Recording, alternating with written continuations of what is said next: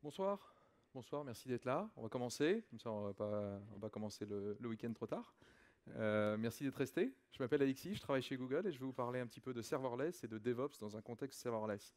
Et on va essayer de voir si les deux sont compatibles. Le but, c'est de parler un petit peu de serverless, du terme en particulier, qui est intéressant à mon avis. Ensuite, de comprendre un petit peu dans quel contexte tout ce qui est DevOps peut être un petit peu plus compliqué, peut-être, potentiellement, avec ce qui est serverless. Passer un petit peu de temps sur comment on fait ça, nous, chez Google. Peut-être les bonnes astuces qu'on a pu et les méthodologies qu'on a pu décliner autour de DevOps et d'un environnement serverless qui est assez classique chez Google. Et puis montrer un petit peu d'outils dans une démo pour terminer. Alors, serverless, c'est un mot étonnant dans le sens où il a bien pris, mais il décrit absolument pas de quoi il s'agit. En l'occurrence, il décrit ce qu'il n'est pas. Donc c'est un petit peu étonnant. Il y a plein de gens qui ont du mal à le définir, où chacun en fait commence par sa présentation par le définir. Donc, y compris Guillaume, mon collègue tout à l'heure, si vous étiez dans la salle. Qui était dans la salle tout à l'heure pour la présentation de Guillaume?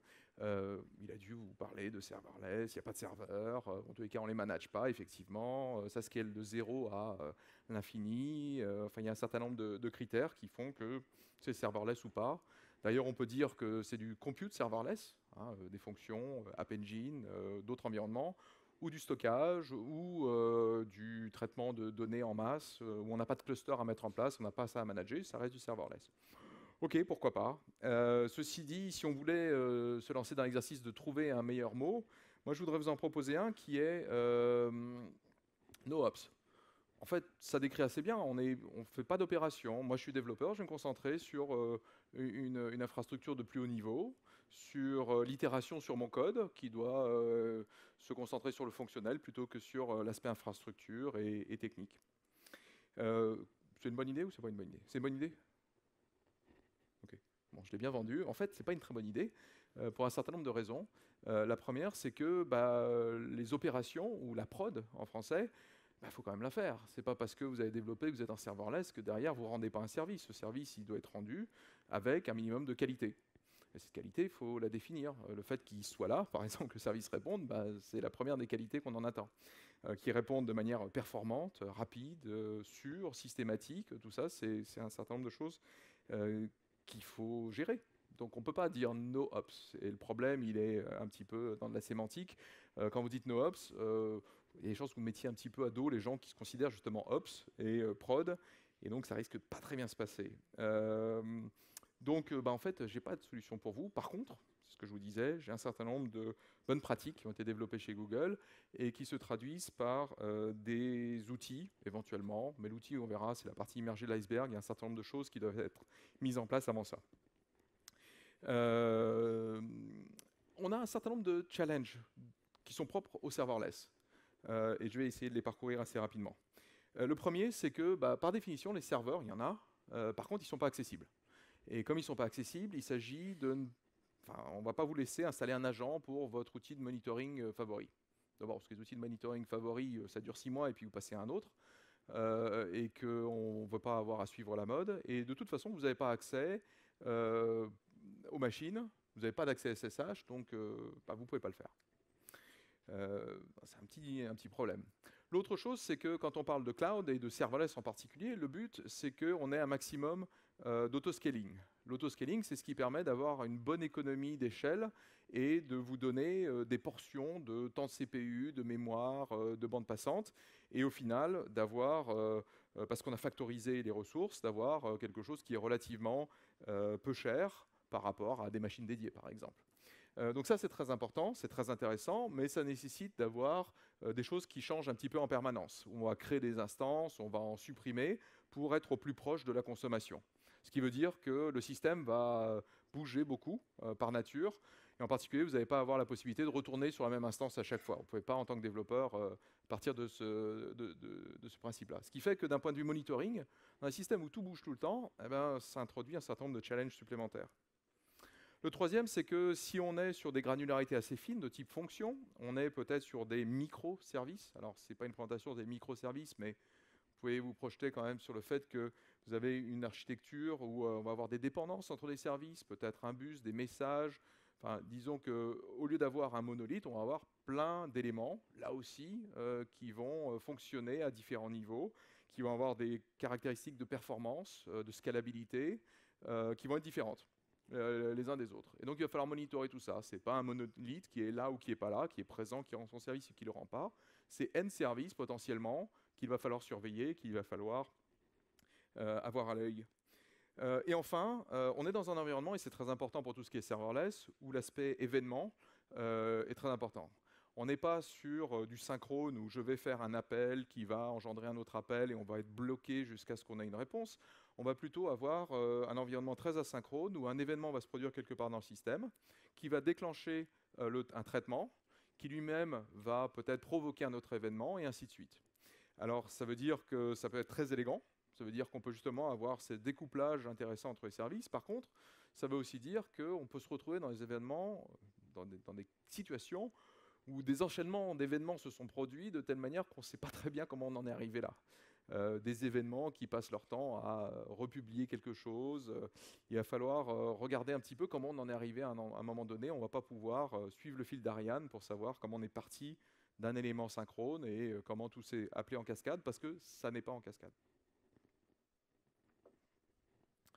Alors, Guillaume vous l'a montré tout à l'heure, on va réutiliser une application que Guillaume a essentiellement développée, mais que j'ai hacké un petit peu pour les besoins de cette présentation. Alors, si vous l'avez utilisé tout à l'heure, vous l'avez peut-être encore. Si vous ne l'avez pas, il s'agit d'une présentation, d'une application qui consiste à partager des photos. Donc, rien d'extraordinaire, si ce n'est qu'à chaque upload de photos, donc c'est une progressive web app qui doit fonctionner sur votre téléphone, sur votre ordinateur, donc pas d'installation particulière, et utiliser l'appareil photo de votre appareil. À chaque partage de photos, on va aller appeler l'API de vision de Google Cloud et on va récupérer un certain nombre d'attributs. En particulier, ce que l'on voit sur la photo, donc qui seront un certain nombre de tags, de labels attachés à la photo. On va en retirer une couleur dominante qui va nous permettre de faire un fond. Et puis on va, parce que je ne vous fais pas tous confiance, vérifier que ce que vous m'envoyez est quelque chose que je peux repartager sur un écran comme celui-ci, sans avoir l'air complètement gêné de ce que j'ai à l'écran. Ce qui est une fonctionnalité de l'API Vision, qui permet le Safe Search, si vous voulez, d'un point de vue vision. Et puis on va calculer les labels les plus courants. Donc c'est une page à part. Et enfin, on va avoir la possibilité, avec un module d'administration, de filtrer les photos qui sont reçues, et en particulier celles qui ont été filtrées comme étant potentiellement problématiques, pour pouvoir soit les supprimer, soit les publier, parce que c'était une fausse alerte.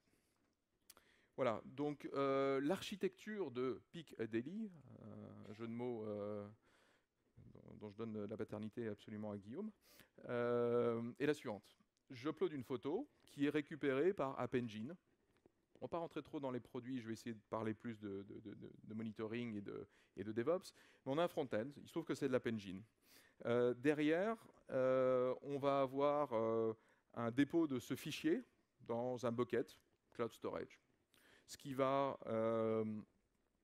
permettre, et cette application va aussi tenir à jour le nombre de labels et le nombre d'occurrences de chacun de ces labels, en stockant ça dans un data store que vous voyez ici.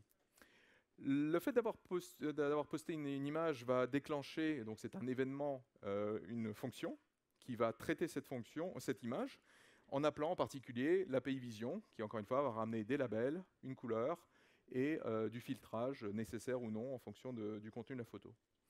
On va avoir un autre type de fonction, qui va aller écrire le résultat dans le data store. On va avoir un autre type de fonction qui va être déclenché par quelque chose qui s'appelle le Cloud Scheduler, qui est une sorte de cron dans le cloud, qui, toutes les 5 minutes, toutes les heures, toutes les semaines, va de manière absolument garantie poster un message dans PubSub, qui sera consommé par une autre fonction qui va, cette fois-ci, parce que c'est un travail un petit peu plus lourd, calculer l'ensemble des tags et donc le nombre d'instances de chacun d'entre eux.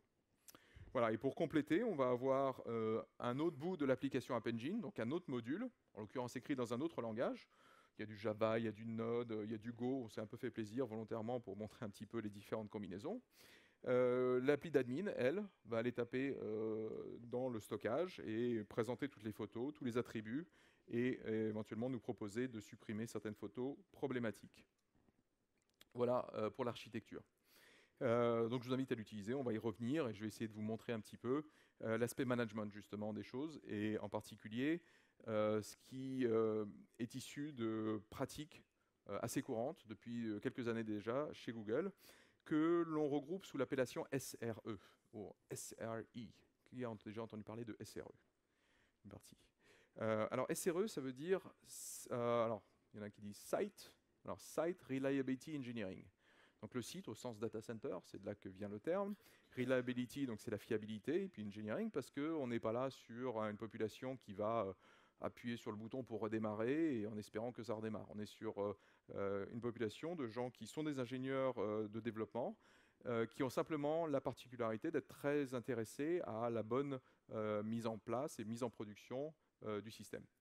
Alors, de ce point de vue-là, c'est un titre chez Google, SRE. Donc on a des software engineers et on a des site reliability engineers. C'est un titre particulièrement gratifiant, j'allais dire. Enfin, c'est un rôle important.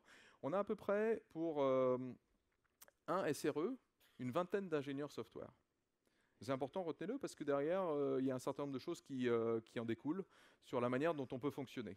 Ça veut dire aussi que c'est une ressource qui est relativement difficile à obtenir en interne chez Google. On ne peut pas avoir pour chacun de son service une personne attachée derrière à la surveillance de ce service. Ni même peut-être d'une application. On va y revenir, c'est quelque chose d'important. C'est très orienté DevOps, SRE, dans le sens où, en fait, on peut dire la chose suivante, qui est que si DevOps est quelque chose d'un petit peu abstrait, et je pense que ça l'est même pour ceux qui en font ou qui l'ont étudié, c'est pas très prescriptif sur quelles sont les méthodologies, les outils, c'est plutôt un état d'esprit et un certain nombre de bonnes pratiques. L'implémentation, l'instanciation de DevOps chez Google, c'est SRE. Vous entendez, vous dites DevOps, nous on entend SRE. Et en fait, c'est intéressant parce qu'on regarde dans l'industrie, il y a pas mal de gens qui ont adopté ce terme. On a partagé un certain nombre de choses, notamment des bouquins dont je vais vous parler, autour de SRE, si bien que maintenant, on embauche des SRE. En France, Criteo embauche des SRE, globalement, Microsoft, Oracle, IBM embauche des SRE. C'est quelque chose qui a une signification assez précise maintenant. Les SRE, c'est absolument critique chez Google. S'il n'y avait pas de SRE, il n'y aurait pas de Google et il n'y aurait pas de qualité de service. On a 8 produits qui ont plus d'1 milliard d'utilisateurs mensuels, minimum, et on a 2500 SRE global. Donc ça veut dire que si on fait le calcul, ça fait à peu près 400 000 utilisateurs par SRE, utilisateur final par SRE.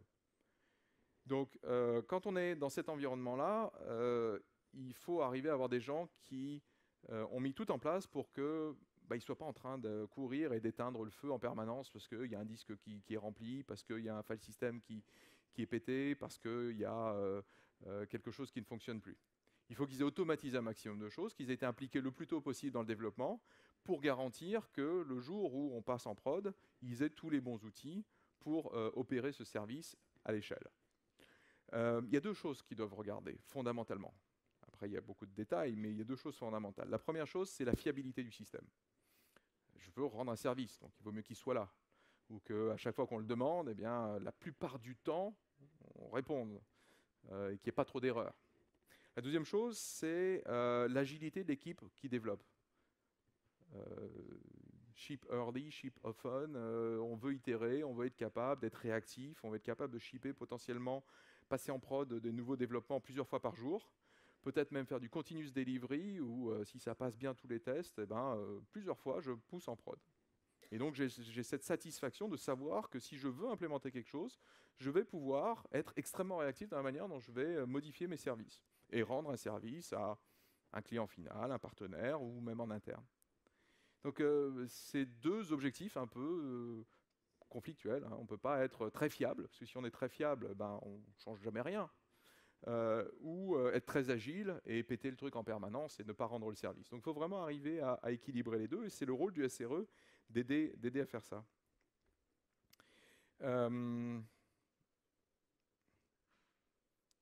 Du coup, il y a plusieurs éléments pour une équipe d'SRE. La première, c'est une question de culture. La culture, ça consiste à justement ne pas être celui qui va passer son temps à sauver la baraque parce qu'il connaît la ligne de commande qui va bien pour faire un reset ou pour redémarrer le système ou pour étendre la taille du file system ou je ne sais pas trop quoi. C'est plutôt quelqu'un qui justement est capable d'être embarqué dans les équipes de développement, de comprendre tout ce qui est fait et d'enrichir et d'améliorer l'aspect observation, l'aspect monitoring d'un service. On a écrit chez Google un certain nombre de livres. Il y en a 2, ils sont tous les 2 édités chez O'Reilly, ils sont tous les 2 gratuits en ligne. Donc il y a, je ne sais pas si c'est le PDF ou la version online, mais c'est ce qui a contribué aussi à populariser le terme, je pense. Ce qui est important aussi, c'est que les SRE s'occupent, et ça je n'en parlerai pas, donc je vais le mentionner maintenant, on a quelque chose qui est malgré tout assez important, qui s'appelle les post-mortem. Les problèmes, ça arrive. Chez Google, il y a des choses qui, de temps en temps, ne se passent pas comme on voudrait et qui ont un impact sur le client final. Il y a plein de choses qui ne vont pas bien, mais vous ne le voyez pas. Mais il y a aussi des fois, vous pouvez voir des choses qui ne vont pas bien. Donc derrière, on va écrire ce qu'on appelle un post-mortem, qui est un document qui va être factuel et qui va, comme on dit en anglais, être blameless. C'est-à-dire qu'on va essayer de ne pas montrer du doigt un responsable. Le responsable, c'est le système. C'est probablement l'accumulation de plusieurs problèmes qui ont amené à cet incident. Classique, hein, un accident de voiture, ça n'arrive pas pour une raison unique ou un accident quel qu'il soit, c'est le cumul d'un certain nombre. Donc, essayez d'analyser ça pour mieux comprendre ce qui s'est passé et en tirer un certain nombre d'actions pour que ça ne se reproduise pas.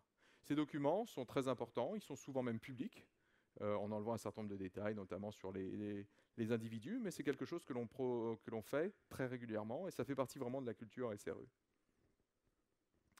Deuxième point, c'est l'infrastructure. Si vous avez un SRE pour 10 ingénieurs, vous ne pouvez pas aller voir les 10 ingénieurs et être toujours sur leur dos en train de dire est-ce que tu as bien exporté telle variable, est-ce que cette métrique-là, j'y ai bien accès, est-ce que tu ne pourrais pas avoir une granularité plus intéressante là, en termes de nombre de fois où tu mets à jour le temps de réponse ou ce genre de choses-là. C'est pas possible. Donc il faut être, comme les Américains disent, opinionated. Il faut avoir une opinion qu'on impose globalement. Donc il y a des règles qui s'imposent à tout le monde et c'est pour le bien de la communauté, il faut des règles. Donc chez Google par exemple, tout service a bien sûr un nom, on peut le découvrir, il a des quotas, il a des permissions, il n'est pas question que n'importe qui puisse arriver et invoquer un service. Tous les services ont des versions. Donc il y a un certain nombre de choses qui sont de base et qui ont un minimum de télémétrie qu'ils exposent. Un cloud provider public, il a cette responsabilité vis-à-vis de vous fournir par rapport aux services que vous déployez un minimum de télémétrie sur vos déploiements. Et on verra un petit peu ce qui est fait côté Google Cloud dans la démonstration. Des choses qui sont sorties de cette infrastructure sont des technologies comme gRPC, donc le mécanisme d'invocation inter-module, inter-service que l'on utilise chez Google, et OpenCensus, qui est une base qui permet de publier des métriques. Le troisième point, c'est ce qu'on appelle la plateforme. La plateforme, c'est, si vous voulez, une sorte de base de données time series où on a beaucoup de données qui sont collectées. Quand je dis beaucoup, c'est vraiment des volumétries assez importantes. L'objectif n'est pas de modifier ces données, donc ce n'est pas une base de données transactionnelle au sens relationnel et acide du terme, parce qu'on va l'utiliser justement a posteriori pour regarder ce qui s'est passé, remonter le temps et reproduire les événements et les analyser. Donc ça, c'est quelque chose de très important. Ce qui est beaucoup plus important, c'est la vitesse à laquelle on est capable d'écrire les choses, les quantités de données qu'on est capable de stocker, et la manière dont on va requêter ces données. Typiquement, c'est une base de données en read-only, la plupart du temps. Et le dernier point, qui est encore une fois, je pense que la partie émergée de l'iceberg, c'est les outils qui vont fournir des dashboards, des trucs jolis, qui se mettent à jour, qui peut-être peuvent vous aider effectivement à comprendre, et on l'espère. Mais ces outils-là n'ont pas d'intérêt ou peu d'intérêt s'il n'y a pas toutes les étapes précédentes qui ont été considérées. Alors on va revenir un petit peu sur la culture des SRE. Si je vous dis SLA, Service Level Agreement, qui en a déjà entendu parler, a priori la plupart d'entre vous. On ne va pas en parler parce que ce n'est pas très lié au SRE, pas directement. Il y a deux autres termes qui sont intéressants sur lesquels je voulais m'attarder un petit peu. Le premier, c'est SLI, donc Service Level Indicator, un indicateur de niveau de service, et SLO, un objectif de niveau de service. Un SRE, je vous l'ai dit, le but c'est pas de passer son temps à faire le héros qui va sauver la baraque parce que à chaque fois qu'on a une alerte, il va comme c'est dans ces jeux où on va à la foire, là on tape sur à chaque fois qu'il y a un truc qui sort, c'est pas ça. Des fois, c'est pas la peine de s'en occuper, ça n'a pas d'impact sur votre business, ça n'a pas d'impact sur vos utilisateurs. L'objectif, au contraire, c'est de définir des indicateurs, donc c'est ce fameux SLI, qui ont un impact sur votre service. Donc les deux les plus classiques, c'est est-ce que le service répond, et est-ce qu'il répond sans erreur, et est-ce qu'il répond dans un temps que je considère raisonnable. Donc c'est à la fois la latence et la disponibilité du système. C'est pas la peine d'aller d'avoir une machine qui monte à 80% de CPU utilisation. Bon, bah, on a de l'autoscaling, c'est pas grave, il y a une instance qui va démarrer. Donc c'est pas la peine, ou même à 99%, d'avoir une alerte et de réveiller quelqu'un au milieu de la nuit parce que il y a quelque chose qui va se corriger de lui-même, parce qu'on a fait tout ce travail d'autoscaling et de mettre en place une architecture résiliente. Au contraire, on va travailler sur tout ce qui est SLI, donc Service Level Indicator. Les deux les plus classiques, je vous l'ai dit, hein, c'est niveau de disponibilité. Combien j'autorise d'appels combien d'appels peuvent partir en erreur. Alors vous allez me dire, bah aucun. Moi je veux un système qui soit up and running 100%. On ne fait pas ça chez Google. Aucun de nos services, même Search, aucun de ceux-là n'a un objectif de 100% d'uptime. Jamais. On se donne toujours une petite marge. Cette petite marge, elle est importante. C'est ce qui nous permet, souvenez-vous, l'aspect flexibilité, l'aspect innovation, l'aspect je vais essayer de nouvelles choses, je vais essayer d'améliorer le système. Donc le SLI, vraiment, son job, c'est de mesurer ce qui a potentiellement un impact, ce qui est visible, ce qui peut avoir un impact sur ses utilisateurs et sur le business. Alors, on en vient du coup au SLO. Le SLO, c'est une promesse que vous faites que cet indicateur, cette métrique, eh bien, on va dire sur une fenêtre de 24 heures, par exemple, eh bien, je voudrais que 95% de mes appels reviennent en moins de 2 secondes. Donc ça, c'est de la latence. Et que j'ai un niveau de disponibilité de 99,99. Donc 4,9 par exemple. Ça, c'est un SLO. C'est une promesse que vous faites à vous-même. Ce qui est intéressant à ce stade-là, c'est que si on prend 100% de disponibilité, par exemple, et qu'on lui soustrait le SLO, l'objectif qu'on s'est donné, bah, il nous reste une petite marge. Souvenez-vous, on ne fait pas 100%. Le SLO, il existe. On n'est jamais à zéro. Pour quoi qu'on fasse. Et donc, si on soustrait ça, on obtient un budget d'erreur. Et un budget d'erreur, bah, comme tout budget, ça se consomme. Sinon, on ne vous le redonne pas. Donc, c'est important de gérer véritablement ça comme un budget d'erreur. D'essayer des choses, de déployer de nouvelles fonctionnalités. Par contre, si vous cramez votre budget, il faut s'arrêter. Donc il faut s'arrêter de faire... Qu'est-ce qu'il faut arrêter? Mais il faut arrêter de déployer de nouvelles fonctionnalités, il faut travailler sur la fiabilité du système. Donc c'est vraiment comme ça que l'on gère l'ensemble de nos services chez Google, et c'est vraiment important de considérer ça comme un budget et de l'utiliser. Et pourquoi il faut l'utiliser? Parce que si vous habituez vos utilisateurs à très haut niveau de disponibilité, par exemple, le jour où vous avez besoin de faire de la mise en prod de plein de nouvelles fonctionnalités, et que vous explosez ce budget, vous allez avoir des problèmes parce que vous les avez habitués, même si vous n'étiez pas engagé, même si le SLA, lui, il est beaucoup plus conservateur, eh bien, vous allez quand même avoir des gens qui ne sont pas satisfaits à l'autre bout. Donc, en tout cas, nous, c'est comme ça qu'on travaille, on consomme nos budgets. Et donc, juste avant d'en venir à ça, le SRE, il a le téléphone où il est on-call, c'est-à-dire il est d'astreinte. Alors quand est-ce qu'on l'appelle? Puisqu'on ne l'appelle pas quand ça monte à 80%, on ne l'appelle pas quand il y a un disque qui pète, quand est-ce qu'on l'appelle? On l'appelle quand le budget descend en flèche. Quand la pente de ce budget-là descend trop rapidement, c'est là qu'on l'appelle. C'est là qu'on a besoin de lui pour analyser la situation et la rétablir. Bien, alors parmi les choses qu'on fait beaucoup chez Google, c'est que je vous l'ai dit, tous les services ont des versions. Et non seulement ils ont des versions, mais ils sont actifs à un instant donné. On peut, si on sait, faire le bon routage, accéder au service. Il est là, il est live, il n'est pas en backup au cas où.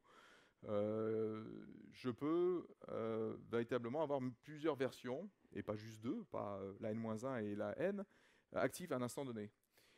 Donc une version alpha, bêta, de production, de test.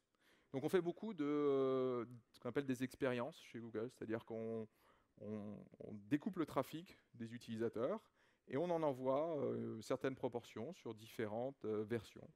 Typiquement, on va envoyer tout le monde sur la version stable, et puis une fraction des utilisateurs sur peut-être une nouvelle version qu'on est en train de déployer.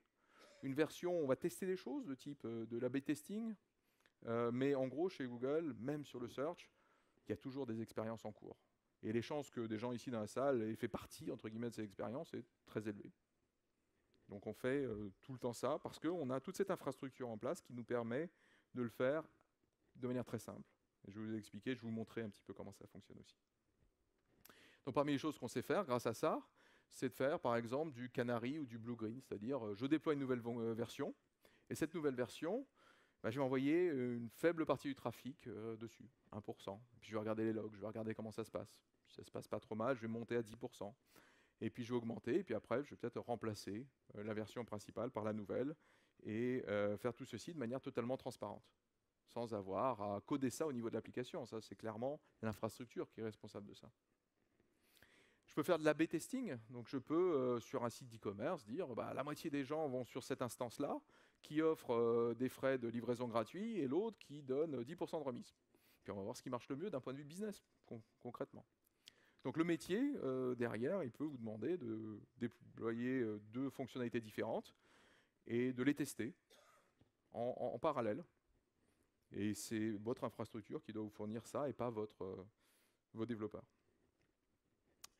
Alors, on va commencer à rentrer un peu dans ce qui est spécifique à Google Cloud, mais il y a des équivalents dans d'autres clouds. Le but pour moi n'est pas de vous parler de Google spécifiquement, mais plutôt de bonnes pratiques, de serverless et de DevOps.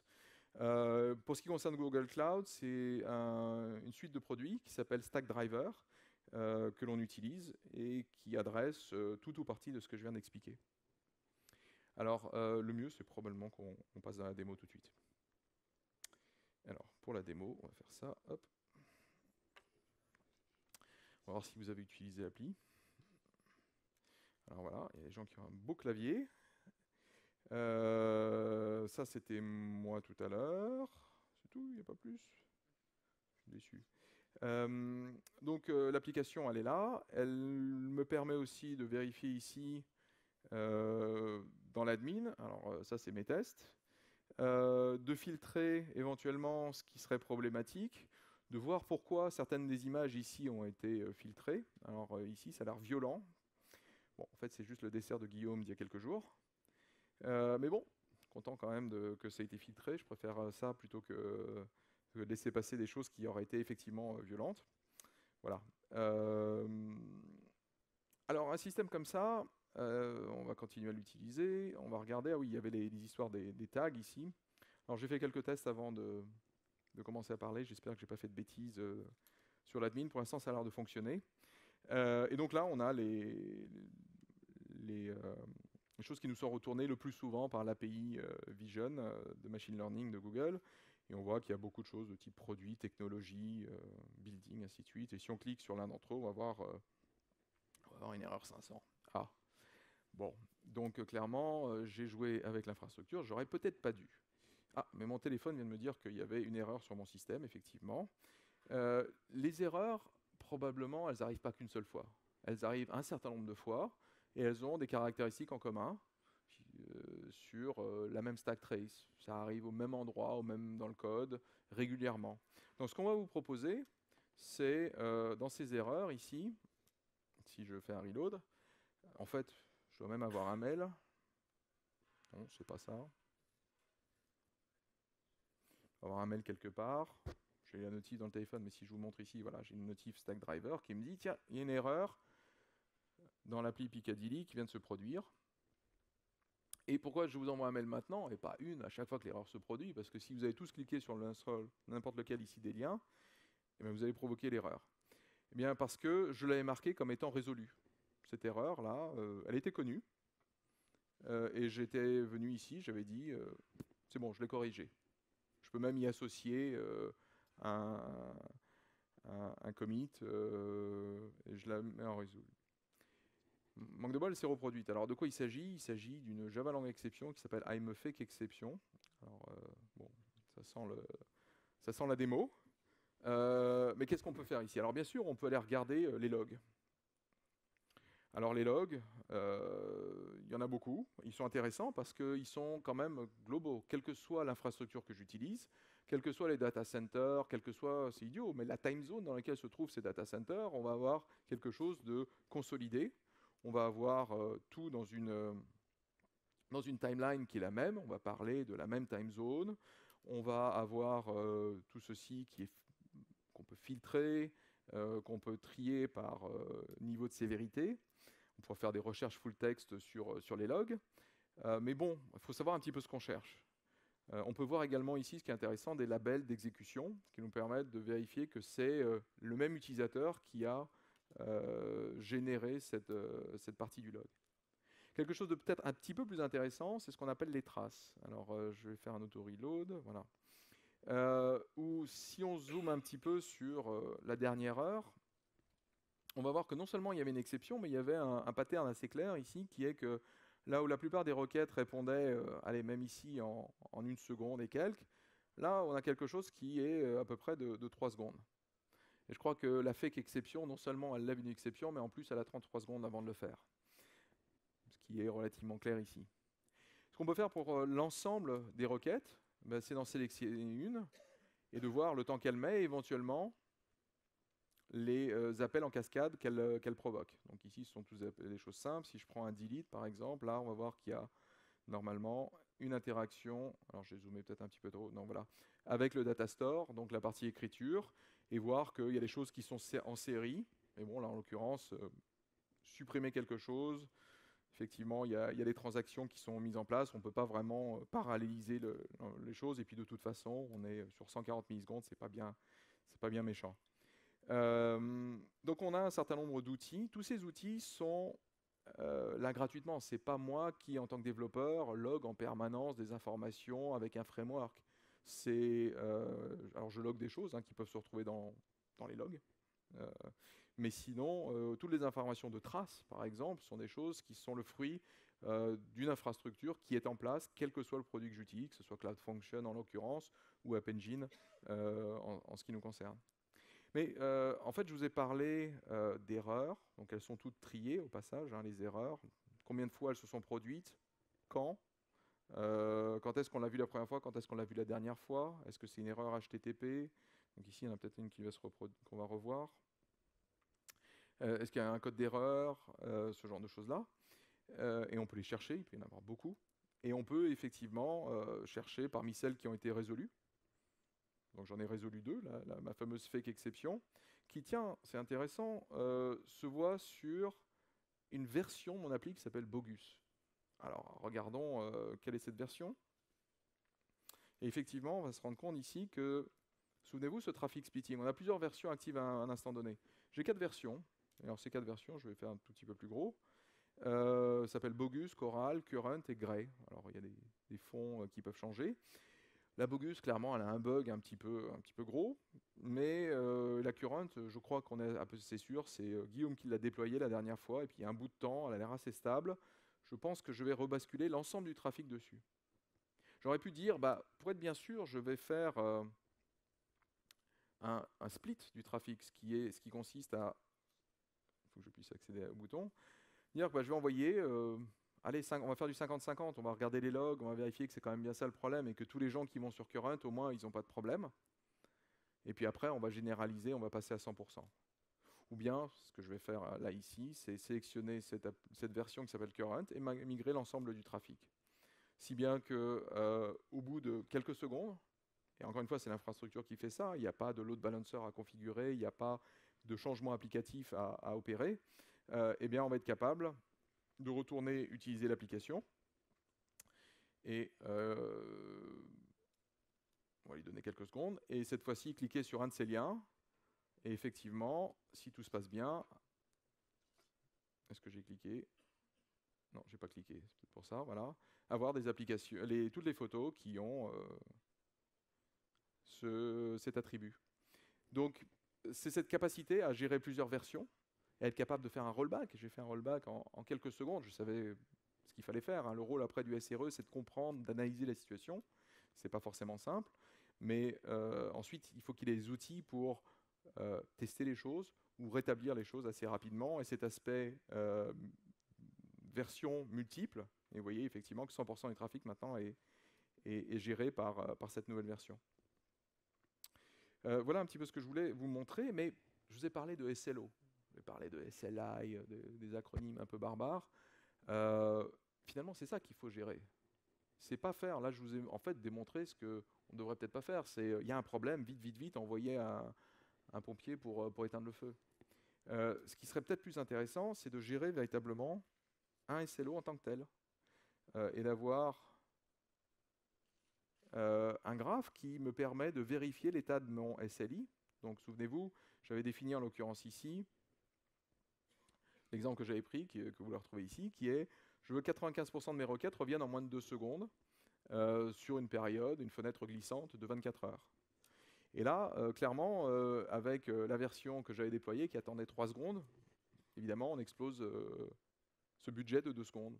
Ce budget, en fait, on peut le constater, on peut le suivre. Alors, il y a le SLI ici, et puis on peut voir le budget à proprement parler.